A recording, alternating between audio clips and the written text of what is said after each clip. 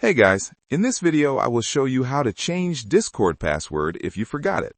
Alright, so let's begin with the video. If you're already logged into Discord, you might notice that when you go to User Settings, then on My Account, and scroll down to change your password, Discord asks for your current password. If you don't remember it, you won't be able to change it from there. To fix this, open any internet browser on your computer and search for Discord. Then go to discord.com. Scroll down and click Open Discord in your browser.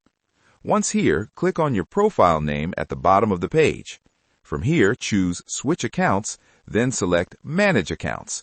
And once this window appears, click Add Account. Now enter your email address or phone number and click Forgot Your Password. Discord will let you know that a password reset email has been sent to the email address linked to your account. Head over to your email inbox and look for the message from Discord. Open it and click on Reset Password. Once the page loads, simply enter a new password for your Discord account and confirm it. After that, your password will be updated and you'll be able to log back into Discord using the new password. And that's it.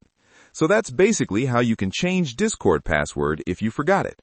So that's all for this video. See you in the next one. Thanks.